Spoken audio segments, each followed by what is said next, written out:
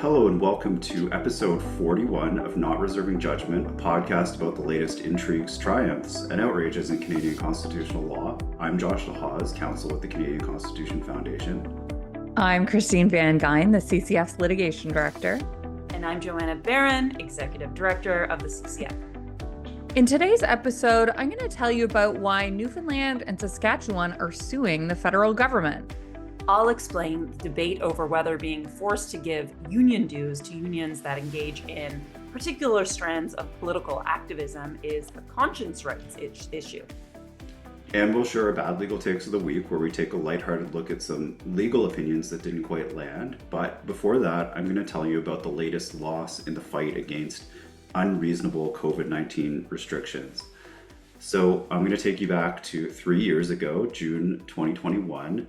And at that time, it was, at least according to some provincial governments, illegal to hold political rallies in much of Canada, at least if those political rallies were held by, right-wingers opposed to lockdowns or COVID-19 restrictions. And back in June 2021, Ontario and Manitoba had just eased up their restrictions a little bit. And that meant that 5 people rather than 0 people could gather outdoors to protest. And this was after, as you all know, months where you could still gather as long as it was an approved gathering like Costco or, the liquor store. Mm-hmm. So I've thought since the beginning of COVID that these outdoor gathering limits were the most obviously unconstitutional of the COVID restrictions. There are near total bans on political assemblies, and to me they seem like they were rather transparently aimed at quashing protests, because you could have easily devised some exceptions that kept people safe. But this question was examined in a couple of cases now, one that I've talked about before, which is Hillier and Ontario, which upheld the decision to ticket former Ontario MPP Randy Hillier for attending an outdoor anti-lockdown rally. And I'm not sure if I've talked about it before, but Manitoba had a big case called Gateway Bible Baptist Church, where again outdoor gathering limits were upheld.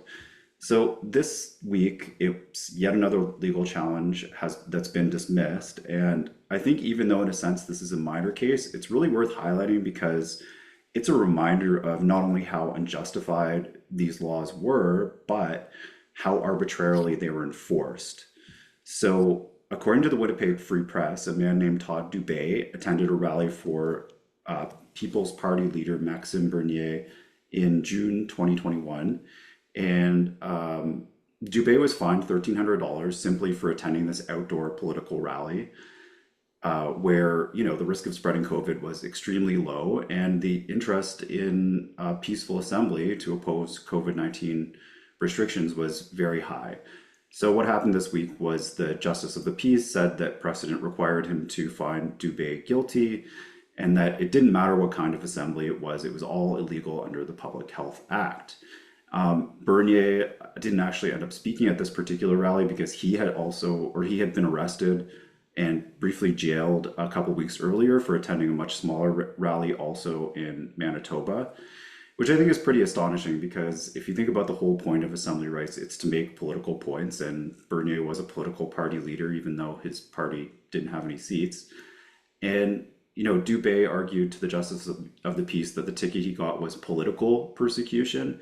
And those words get thrown around a lot, but I think it might be fair in this case because he was closely involved with the PPC. He was an anti-lockdown and anti-mask activist, and he pointed out that no one was ticketed for attending a huge Black Lives Matter rally a year earlier when there were also gathering limits in place. That was in June 2020. Not only were there no tickets handed out at the BLM rally, despite a 50-person gathering limit in place at the time, but the Prime Minister went to one in Ottawa where there were thousands of people gathered. And in Winnipeg, the police basically said they weren't going to ticket anybody and the rally could go ahead. Adding insult to injury, the Premier, Brian Pallister, basically endorsed breaking the gathering limits to attend the BLM rally, although he didn't go himself. The quote that he gave to CBC on this was kind of funny. He said, "I've always believed that peace and love and understanding have to replace discord and violence and racism. So I'll continue to say that, but I'll only be there in spirit, not physically, because I'm a senior with asthma. And, if you look at the photos of the two gatherings, the BLM rally attracted thousands of people who were squeezed quite closely together, which suggests that if COVID's going to spread at all outdoors, it's going to spread at that kind of rally.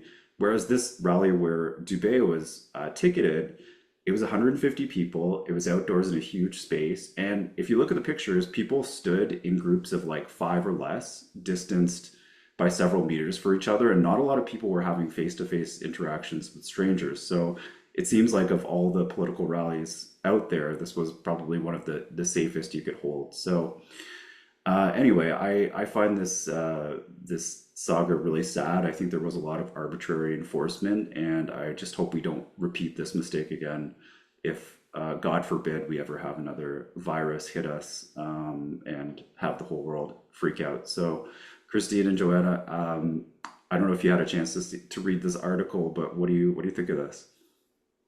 Well, I've got a lot to say, but I'll just make a few comments. I'll just touch on a few points. Well, first of all, it wasn't just that there was doublespeak from politicians during the summer of 2020 protests. There were actually, at least in the US, and I'm sure because we tend to mimic the US's stance on these things, particularly in progressive circles, there were actual like medical associations that put out statements saying that there was a public health benefit for the BLM rallies to go ahead. Which was just like super, super surreal. And everybody just accepted this, that yes, protests, even if they are, to famously quote CNN, fiery but peaceful, and leading to documented murders, by the way, that also happened. No doubt there was a moment of genuine moral reckoning, but there was also violence and looting, a lot of it. And this just sort of passed by the collective consciousness. The second thing I wanted to mention was even more absurd charges were filed against people who deigned to protest lockdowns. We represented an individual named Robert Bristol, who was ticketed for protesting by himself in a mask outside of Kingston City Hall. So very high risk of transmission there. And the Crown withdrew the charges in that case. And then the third thing, this is a little risque, but I just saw a TikTok yesterday. Yes, my biggest shame is that I watch TikToks, and my mind, no doubt, has been programmed by the CCP because of it. But it was an African-American gentleman who was just saying how Free Palestine is the new BLM. Like, nobody's talking about BLM anymore. Nobody's talking about systemic racism. It's just like the new current thing, and the thing where people are getting witch hunted out for is Free Palestine. And it's just, the collective psyche repeating itself. What do you think, Christine? So if people want to know more about all of the things that went wrong with the pandemic, Christine, no more book endorsements. We don't want to hear about your TV show either. Guys, we got to be our own hype men. Yeah. So obviously we've written a lot about what went wrong in the pandemic. I would just like to, you mentioned the Gateway Bible case, Josh, just like to remind people that one of the things that happened in Manitoba in relation to that case was Gateway Bible was trying to have their services as like a drive-in, like you could drive and park your car and then they would play, the service in the parking lot, and you could roll down your windows and hear the pastor or the minister give the service.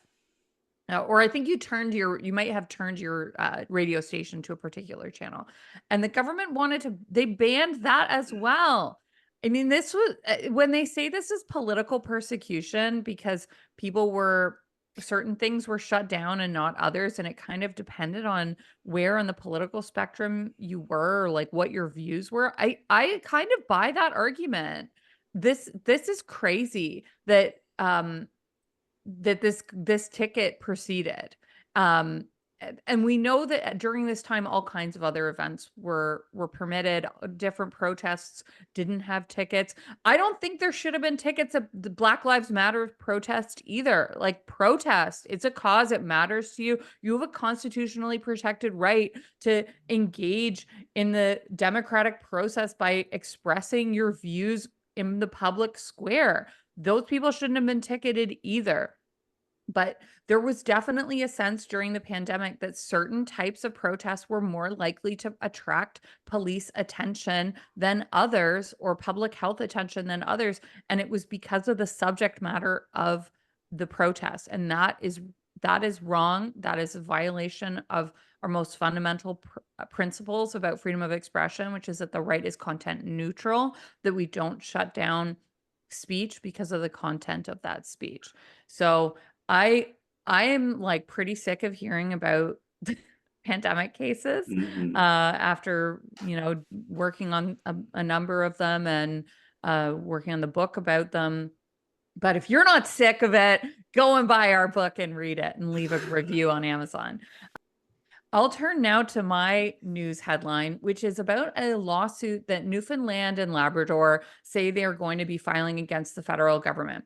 So it's a legal challenge to the federal government's equalization formula. And we don't know much yet about what the basis of the legal challenge is going to be. It hasn't been filed yet, but I'm going to give you some background and, you know, some commentary about what's going on here.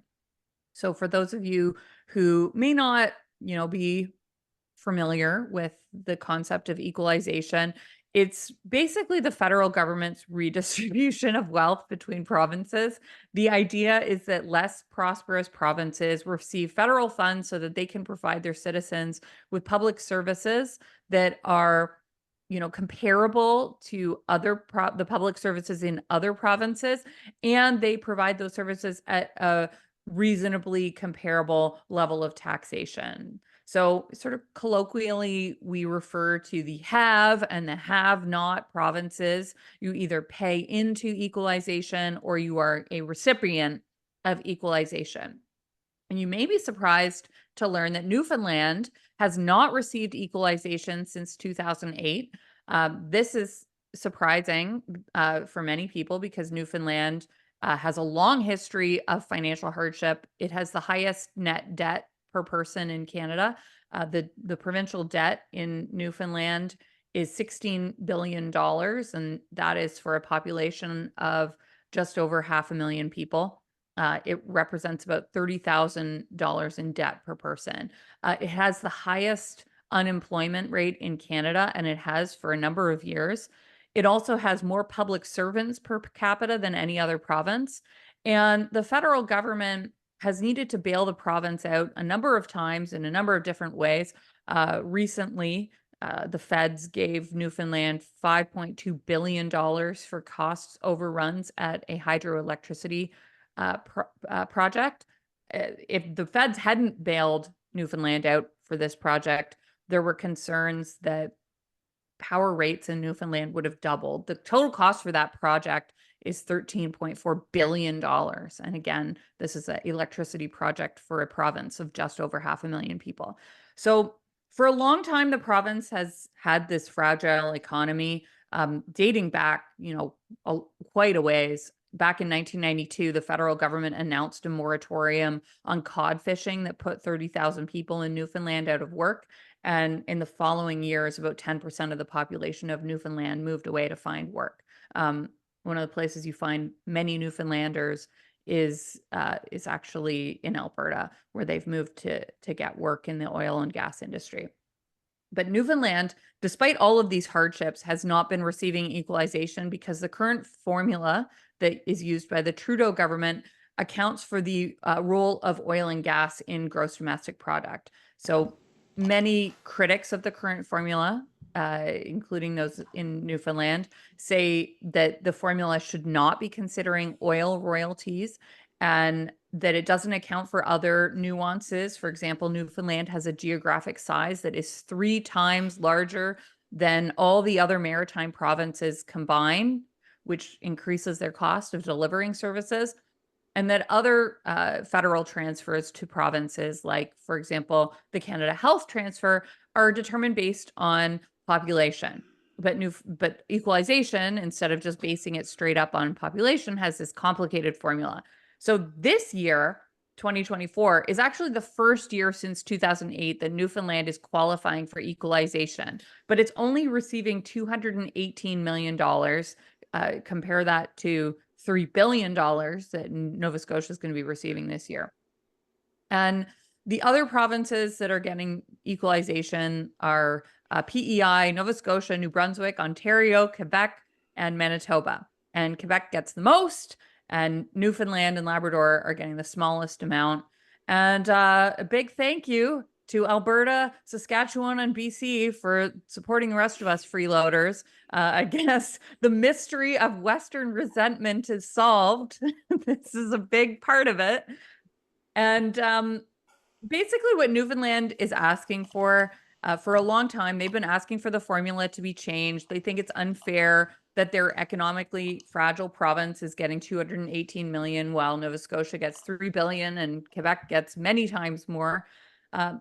But instead of responding to the political requests that Newfoundland has been making for a change in the formula, the Trudeau government extended the current formula to 2029. So failing political negotiations, Newfoundland said they're going to take the feds to court and sue over this issue.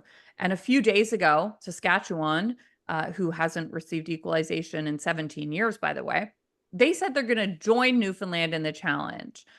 They want to intervene. And Scott Moe has argued that he wants the equalization formula to be based on population. He said that the formula doesn't factor in these other things that Newfoundland is concerned about, like diverse geography, the size of a province, the province's energy needs. Scott Moe's also concerned that the formula differentiates between natural resource revenue sources. So, for example, hydroelectric power revenue, which is where Ontario and Quebec get a lot of our electricity. That revenue is not counted as natural resource revenue, but revenue from oil, gas, potash, and uranium, which are big sources of revenue in Saskatchewan, those are counted as natural resource revenue. So I don't know if I would say this is necessarily a partisan issue as much as it is a geographic issue. For example, Saskatchewan in 2007, when it had an NDP government, they also challenged the equalization formula. I think your support or opposition to equalization probably depends on whether or not you're paying into it or receiving it, and how much you are receiving. So I don't know what the basis of this lawsuit is going to be. It has not yet been filed, so I have not had an opportunity to read it. It's going to be filed in the coming weeks. And I do have to assume that there will be a constitutional issue being argued. We're going to watch the case. I'll see what they argue. It's really fascinating. This is a very polarizing issue across the country. And I have to say, as someone who lives in Toronto in a in an expensive city in what I consider to be a wealthy province. I mean, also the most indebted substandard, sub-sovereign unit in the world, I think. So yeah, I don't know how wealthy we are. And didn't they say that if you look at the quality of life, we're like on par with West Virginia? Yeah. It's just embarrassing. It's embarrassing. And this is a result of the way the province is governed, right? Like, it is not that we are poor in resource or talent. It is a result of incompetent governments in this province. And frankly, the fact that we have governments that are so incompetent that they make a province that has as much potential as Ontario to make us a have-not province that receives equalization, like, we should be ashamed of ourselves. That's terrible. We need to have better governments in addition to maybe changing how the equalization. Oh, I know what will fix it. Raise the capital gains tax so that everybody who's starting tech companies in Ontario has no motivation to do anything or create any value because the government's just going to take all their money. But sorry, that's obviously a federal government issue. Yeah, the same thing applies here though. Like, Ontario has mining resources that it's just not developed, but it could develop and that the world needs, like critical minerals. And yeah, Ring of Fire, right? Ring of Fire, yeah. And Quebec has all this gas that they have like not developed because they're, they can just rely for their electricity on hydroelectric, and they, are self-righteous about climate change. So, you have Saskatchewan developing its potash, and Newfoundland developing its oil and gas, and then they have to pay the price for that in equalization and send their money to Quebec and possibly also Ontario, depending on the year. Yeah, the whole equalization is just like a concept that I don't agree with, but it is in our constitution, and I didn't actually know this until I saw somebody tweet about it this week after Newfoundland announced their lawsuit. But Section 36 of the Constitution Act, 1982, talks about equalization, and I won't read it all, but part of it says, quote, Parliament and the Government of Canada are committed to the principle of making equalization payments to ensure that provincial governments have sufficient revenues to provide reasonably comparable levels of public services at reasonably comparable levels of taxation.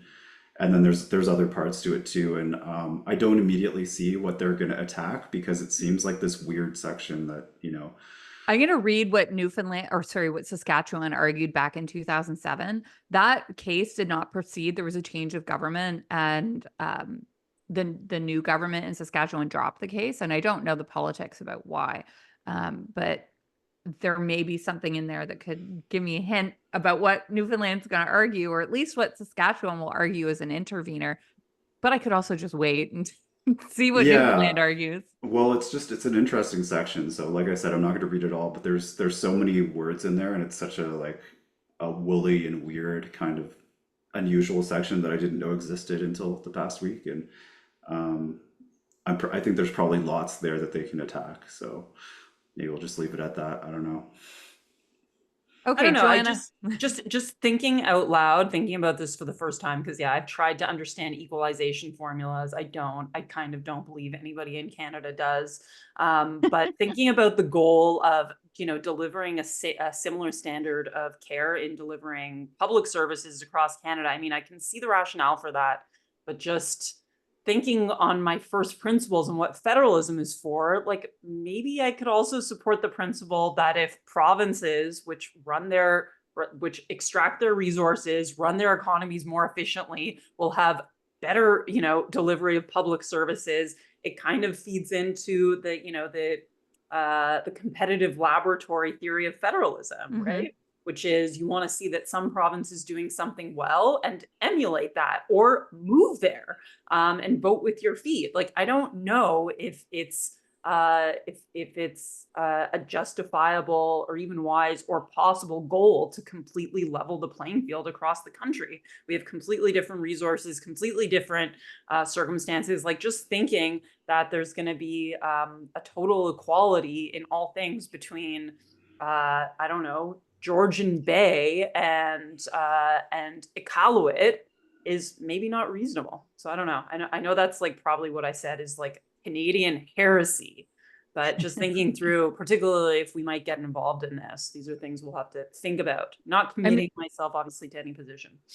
I mean, a lot of people in Newfoundland did move with their feet, which is unfortunate because it's really a beautiful province and it has a lot of resosos. And well, I'm happy to inform you that Heidi Matthews moved there from Toronto. So mark against. Well, the reason a lot of people moved, though, is not just because of the provincial government doing things making life more challenging in Newfoundland. It's the federal government's policies drove a lot of people out of that province as well, and to Alberta. Anyway, let's head to a break, and then we'll talk about your news headline, Joanna. Okay, so I'm talking about, this is prompted by a really excellent, and we'll link it, op-ed written by Brian Dijkema in The Hub this week, and it's about labor union laws and freedom of conscience. So the backdrop to this is that the Canadian Union of Public Employees, or CUPE, held their Ontario convention this week in Toronto. And this was in the context of all of these protests and encampments going on universities, which were publicly and widely supported by many of these public sector unions across the country, including, of course, the protest, or I should say the encampment at the University of Toronto itself. And this was notwithstanding pretty widespread and disconcerting evidence of anti-Semitism. And side note, the hearing on U of T's injunction against the encampment is going to be heard in about 2 weeks. And Josh and Christine are going to attend and live tweet it. So we'll tell you more. I will tell you all about that. And this has been going on really since October 7th. So in the wake of October 7th, a bunch of these public sector unions shocked their membership, shocked the public by making statements that were explicitly supportive of the acts committed, the atrocities committed on October 7th as justified resistance. So Fred Hahn, who is the Ontario Public Sector Union president, tweeted on October 8th, and I quote, "As we all think about reasons to be thankful this hashtag Thanksgiving 2023, I know I'm thankful for the power of workers, the power of resistance around the globe, because hashtag resistance is fruitful. And no matter what some might say, resistance brings progress. And for that, I'm thankful." So pretty odd statement on October 8th. And many of the union members took note of this. In particular, one Jewish member of CUPE, the Canadian Union of Public Employees, was involved in a discrimination and harassment lawsuit against her union. And she wrote in Newsweek, her name is Carrie Silverberg, that she has been a member of CUPE for the last 16 years, not by choice. She's required to be a member of the union to work for her current employee. And for many years, her union, which is supposed to defend and support her, has done the opposite because she is a Jew. The leadership has adopted radical anti-Israel positions with zero consideration for the impact it has on its Jewish members. And she goes on to mention that she has tried to raise this with them. She's participated in conventions, requested meetings, sent countless emails, and there's been no response. And so Dijkema raises the question of the freedom of conscience of these workers. So recognizing that the consciences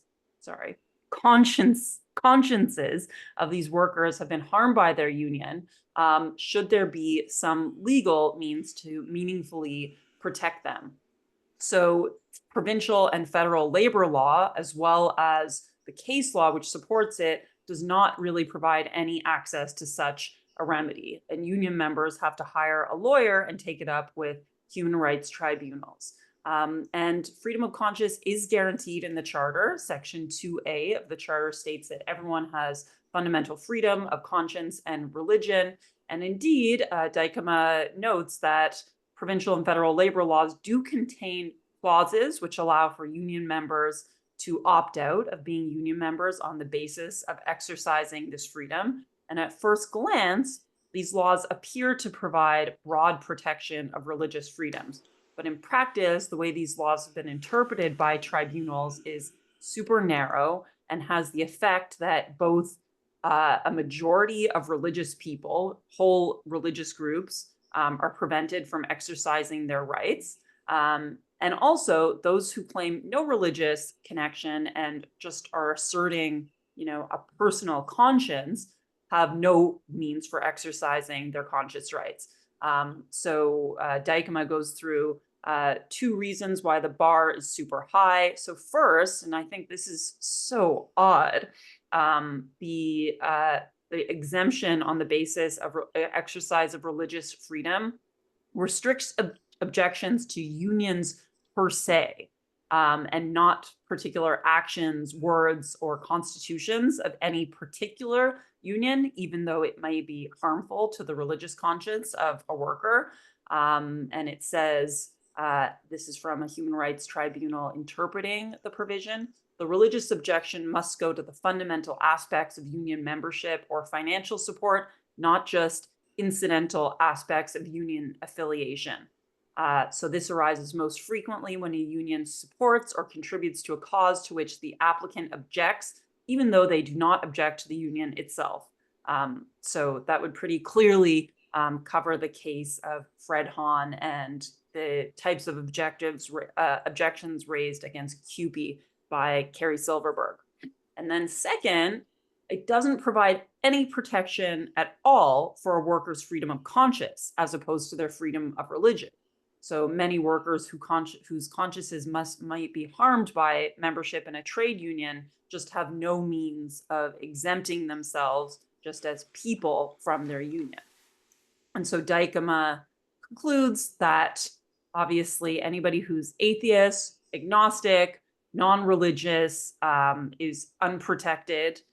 And not only does it not adequately provide protection for conscience rights that are enshrined in Section 2A of the Charter, it also doesn't cover a lot of other religious individuals because it only would cover membership in the union itself. And so last, I'll just mention one thing that was unusual and really appreciated about Dijkema's op-ed is that he actually provides proposals for how to fix this. So he proposes that the existing conscious exemption clauses should be amended to first clarify that they apply to both conscience and religion. And it should spell out explicitly that such an objection refers not only to religion, but issues of conscience that include moral or social views. And the test should just be that they are held in good faith. And the law should clarify that the worker must still have the equivalent of dues taken from their paycheck in the same manner. But if there is a valid claim of religious freedom or freedom of conscience claim, the employer has to direct that amount to a registered Canadian charity of the worker's choice. And that is what the Jewish members of CUPE were requesting. And so just to pull back my thoughts on this, religious liberty, freedom of conscience, both of which are separately enumerated in the Charter. Look, the rationale for exercising conscience rights is similar to that of freedom of association, Section 2D, freedom of religion, which is this idea that we want to prevent moral coercion in a liberal society, and we want to respect the self-determination of the individual. So I think on a first principles basis, this amendment is completely justified. I'm not hopeful that it will happen. Dijkema heads off what he thinks people will critique him as trying to union bust, and he says he's on record as being supportive of unions. And the last thing that I'll say is it also made me think about something we touched on last week, which was the issue of student unions allegedly directing their funding to the encampments. And I think a similar principle would apply to this.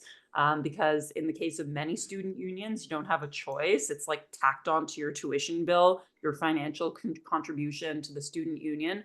And I wonder, obviously, labor law is a completely different legal context, but I think similar principles would apply that you should be able to have some way of opting out on the basis of conscientious objection if you don't want your money to support a cause that you have moral disagreement with.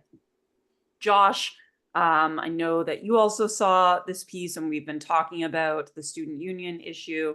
What are your thoughts? Yeah, I think that the bigger issue is the freedom of association issue of being forced to be a member of a union that you didn't sign up for and that, you know, spends most of its time doing political activism that you disagree with. You know, you should be able to opt out of unions entirely, in my opinion. I mean, yeah, there's some cases where they have achieved some good things for workers, particularly in some industrial settings, but the idea that you are not allowed to directly negotiate with your employer if your employer wants to negotiate with you seems like an association issue. It's like, you know, it's like compelled speech. It's basically like compelled association is just as bad as, you know, quashing association and not letting people be members of groups that they want to be a part of. So to me, that's an even bigger issue. But I mean, the conscience rights thing is probably a little bit easier to tackle politically and more likely to lead to some sort of positive change. You know, the Dijkema's proposal is not bad, so I think it should be considered. Christine, what do you think? So I think I completely agree that conscience rights is an under-considered protection that is guaranteed by our charter. If we look at the statements that Fred Hahn made, which was on October 8th, right? He's the day after, October 8th or 9th, before Israel has October responded. 8th. Yeah. Yeah, it was like right before Israel has responded. It's in the immediate aftermath of the October 7th massacre. And he says, you know, resistance is fruitful, resistance is whatever language he uses, good. And if you look at the actual acts of what happened on October 7th, instead of using the word resistance, try using a word of describing what actually happened. You know, butchery, rape, um, decapitation, burning people alive. If you say that's what he's saying is justified. That's what he's saying is fruitful. So I think that any moral thinking person, any person with an internal sense of right and wrong, any person with a conscience would object to those statements. And you don't need to couch those views in any, you know, traditional religious views. Those are things that your conscience tells you are wrong. And if you're a member of that union, I don't know how you you must feel sick to think that your money is paying the salary of a person who is saying decapitation and burning human beings alive in their homes is fruitful, because that's what he's saying. Anyway, we'll turn from that to our bad legal takes. I'll start with mine because it is protest adjacent. It is sort of U of T encampment adjacent. But if you're tired of hearing about that issue, don't worry. It's not actually about the protests and encampments. It's sort of peripheral to it. So my bad legal take this week goes to the Twitter account U of T Occupy for Palestine. But as I said, fear not, this is not actually about the protests. As we have discussed before on the show, U of T is seeking an injunction to have the protests removed. But apparently what's making some protesters mad is not just that there's an injunction seeking to have them moved, it's that the lawyers who are representing U of T are, you know, quote, gender traitors. So one person tweeted that U of T is represented by a lawyer named Monique Gilson.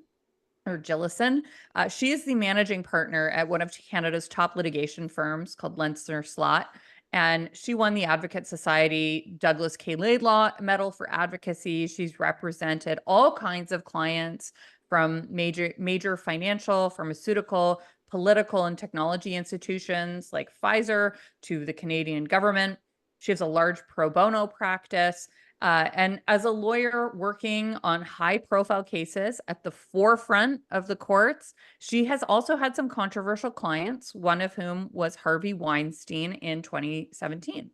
So there's a group of so-called feminists on social media who seem to get really angry anytime a female lawyer is defense counsel in a case where there is a sexual harassment or assault claim, either in the criminal law field or in civil law, as was the case here.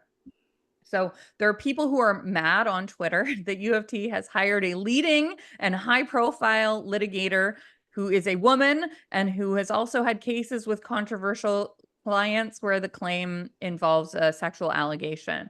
And honestly, this is deeply unfeminist for them to object to a woman doing a job, and it fundamentally misunderstands the role of defense counsel. Now, U of T Occupy for Palestine. Now, U of T Occupy for Palestine retweeted this criticism of U of T and Jillison, saying, "This isn't U of T's only connection to the enablers of sexual violence. We're also incredibly concerned and disgusted at how U of T is having the investigation into campus safety led by Marie Henein, who defended Jian Ghomeshi against sexual assault charges in 2016. By the way, Jian Ghomeshi was acquitted. Marie Henein is a leading criminal defense lawyer in Canada. She is arguably the top criminal defense lawyer in Canada. But again, there's this unfeminist argument that women should not do this job. And if they are traitors to their sex. So fundamentally, this is a misunderstanding of the role of defense counsel. I also think that these are arguments that would never be leveled against male counsel. And it's this gross line of thinking that only men can do this job and that women should not do it. and we've seen this actually argued against Marie Henein many times. She's had, speaking engagements canceled because of people misunderstanding that, representing people in the criminal justice system somehow makes you, a supporter of rape somehow. In fact, we are only able to convict people of sexual assault because they have defense counsel. Otherwise, we'd be operating, the way totalitarian regimes in Iran do, where they just throw people in jail for any type of allegation. It's defense counsel that gives us the moral authority to actually put people and convict them and put them in prison. Without defense counsel, it would just be arbitrary. So these groups are leveling this criticism against U of T for hiring women to represent them, women who have also had high profile clients. It just makes me sick, the level of hypocrisy here. These groups, if they are so worried about sexual violence, just wait until they hear what Hamas did on October 7th. Oh, wait, they don't care.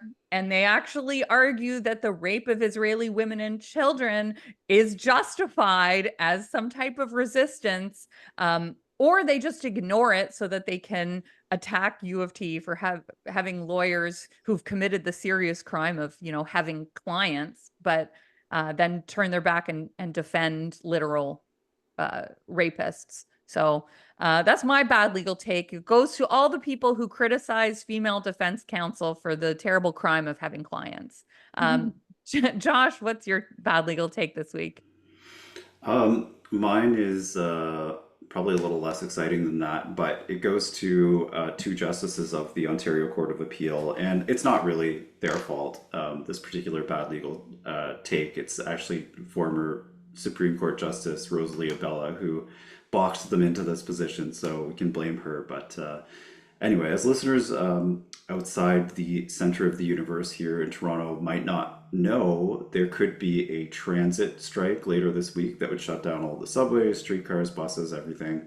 And that's not something that the city's seen since 2008, because in 2011, the government, it was the Liberal government of Dalton McGuinty, passed a law that outlawed strikes on the TTC, and said that instead of strikes, the two sides just need to go straight to mandatory arbitration, because that's what happens eventually every time, since the legislature always legislates them back to work. But in 2015, Justice Abella, with the support of four of her colleagues, there were a couple who dissented, decided to basically ignore the text of the charter and also the court's own precedents from just decades before, because she really thought there must be a right to strike, and it was time to, quote, give it her benediction. And to me, this is just plain wrong. The right to freedom of association means that the government can't ban you from being a member of a political group and things like that. It's saying that you can't, your political party or your union can't be outlawed. But I don't see how that means that activities like striking are somehow also protected. But anyway, the Court of Appeal judges basically had no choice but to follow precedent. So all three of them said, yes, this complete ban on strikes at the TTC is unconstitutional. And so the question then becomes whether it's a justified limit under Section 1 of the Charter. And listeners will probably know that this means you apply the Oakes test according to the courts. And the first step is to show a pressing and substantial objective. And it's funny how much debate there was at the lower court on this, because the city said, look, there's a pressing and substantial objective, which is usually the lowest bar to get over, of $50 million per day in estimated lost economic activity, which seems like an unfathomably huge number. Also, there's increased air pollution when people are forced to drive instead of take transit, and about half the people do take transit, so it'd be a lot more cars on the road. And they also talked a lot about whether this was discriminatory against equity-seeking groups, because people who make less money and people who are not white are more likely to take transit. There's a whole debate about that. But The point should be that it should be pretty obvious that that's a pressing and substantial objective, and the Court of Appeal did overrule the lower court judge who found that in some ways it was not. So the second step is showing a rational connection between the law's objective and the means, which is pretty easy to see here. And then you get into minimal impairment. So the government has to show that it chose the least impairing means to limit the right. And it's a bit complicated what that means, but here is where the majority on the Ontario Court of Appeal, I think, went wrong, because they accepted that there was a less impairing option, which is a so-called hybrid model, which is where some groups of workers go on strike and others don't. So that means that the TTC would be potentially partially open, maybe not. And apparently this was less minimally impairing. But as Justice Nordheimer explained to the minority, and it was a pretty blistering dissent here, this is an obvious error because, the judge at first instance didn't even consider the fact that the so-called hybrid model didn't achieve the government's objectives of, preventing all this economic harm and preventing the air pollution and all of that. It just sort of lessened the amount of that harm. And what the government did here, which is create a process whereby there are no disruptions, but the parties still get to bargain before a neutral arbitrator, is the minimally impairing option that would achieve the government's objective. And that is what the Supreme Court has said many times is what you're actually looking for when you do the minimal impairment analysis. So long story short, I think Nordheimer is correct here. And so my bad legal take is the judges that saw it the other way, although I don't really blame them because it's Justice Rosalie Abella's fault, in my opinion. So that's my bad legal take. Joanna, let's hear yours. Okay, so my bad legal take goes to our favorite Newfoundlander, Professor Heidi Matthews of Osgoode Hall Law School. And this is in the wake of a report that was released last Friday. So TMU, Toronto Metropolitan University's law school, retained the services of Justice Michael MacDonald, formerly of the Nova Scotia Court of Appeal, to look into the circumstances surrounding the notorious letter that a group of students released on October 20th of last year, saying that we assert that Hamas's attack was a direct result of Israel's systematic campaign to eradicate Palestinians, and that Israel is therefore responsible for all loss of life in Palestine. By the way, by all loss of life in Palestine, they mean Israel, because they also say Israel doesn't exist. It's just the brand of a settler colony.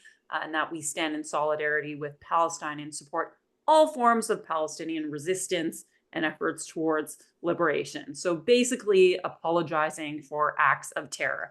Now, in his report, which I won't go into in detail, he ends up finding that these students' actions did not violate the university's code of conduct, which could be a reasonable conclusion.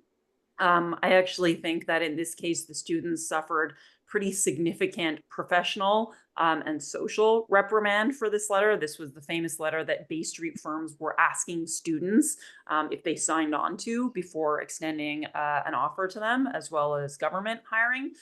So back to Matthews, she calls this report a massive win for free expression, academic freedom, and political dissent on campus.